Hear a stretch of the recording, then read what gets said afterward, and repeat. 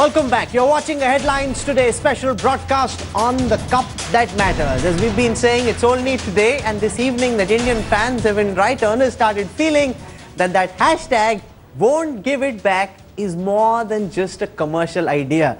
It's a cricketing idea too that could possibly come alive. And if you were watching television, as I'm sure most of this country was, what a day this was. And I want to go across to Melbourne.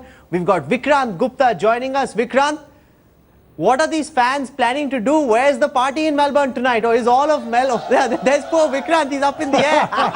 What? Vikrant. It seems. Vikrant hasn't scored any runs. He's getting a standing ovation. I'm safe. For no reason. Oh my goodness. But then, you know, this amazing victory for India. Thank you, sir. Thank you. I said amazing victory for India. Yeah, absolutely amazing, man. It's a Mohit Sharma who did the job for us. I think he's a tremendous today. Mohit Sharma is the winner today. Mohit Sharma. Dhawan killed it, man. Dhawan just killed it. Mil gaya mauka. Let me. India, leave something for the final. Do we actually hope and pray and know now that the Indians can make it to the finals here? I think you got the answer already. Sorry? I think you got the answer before you even asked me the question, mate. That's 100% definite. And going by the way that you guys are celebrating, it seems as the World Cup has already been won by We the former champions. Mate, we the former champions after all. I will answer one more We thing. have already beaten the two biggest teams, Pakistan and South Africa. See, in today's stadium, there are... In today... Okay. Yeah, it's today. There were 86,000 people inside the stadium. If India will come to the final, 50,000 people will be outside the stadium and 125,000 will be inside the stadium. More than the capacity. Rahul, I've been covering cricket. I've been covering cricket for 18 years now. I have been covering cricket for 18 years now. Let me tell you, the only place that comes closer to the kind of celebrations that we are seeing now, 2004 when India went to Pakistan, India won the last one-day match. I have never ever seen any celebration like this, not even in Adelaide. But Vikrant, I really wonder if you can hear me through this din, but I'm a little concerned. This is just the second match of the group stages of the World Cup. The Indian fans partying as if this is 2011 all over again. Is that a concern that some of this jubilation could be a bit premature and the guys could get complacent thinking, well, just look at how excited everyone is with our performance? Not at all. Well, the fans can, Rahul, but not the players. I think the players know now the focus, the way they've approached the two games, they know now what they can do.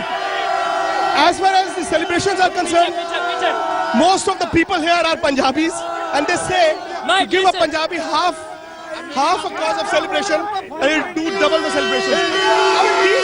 These scenes in a cricket match, I have never seen. I was at Centurion when India beat Pakistan in that World Cup game 2003. I've covered many more games. I've actually not seen anything like this. It's been a good 40 minutes since the game got over. These guys will not leave the stadium. No, and why should they? Their team has played out of its skin, beating the pre-tournament favourite South Africa. Andrew Simons, because there's a lot of talk about how South Africa were the favourites coming into this tournament. Would you now say India's just shot up that list over who the favourites at this time are? Oh, absolutely. That was a clinical performance. They will have, people, other teams will have definitely sat up and gone. Do people India. celebrate like that when Australia wins? In Australia, Andrew? Come on. No, they don't. Not until you actually win the World Cup. But that's the way Indians are, aren't they? They get excited, and rightfully so. As I said, India now are contenders definitely. They sat South Africa on their backside today. South Africa were not in the game for any major part. Why did South Africa do so poorly? Well, as I said earlier, I don't think India allowed them to play well enough.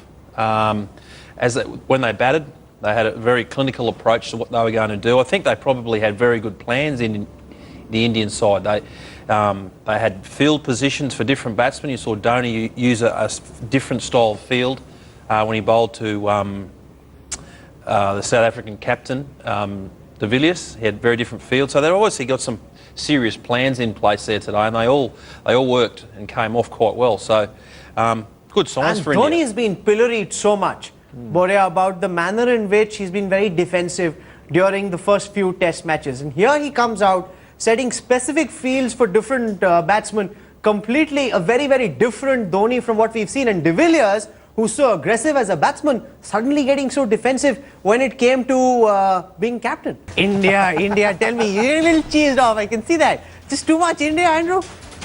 No, I've learned to live with this sort of behaviour. He's a good sport. He is a good sport. No, but it'll be so much fun having him in the studios. If India play Australia in either the quarter-final or the semi-final and beat them like we beat South Africa, wouldn't that be fun? Absolutely, I promise you, he'll still be a good sport. Let's get Bajji into the fray and then we'll see what happens.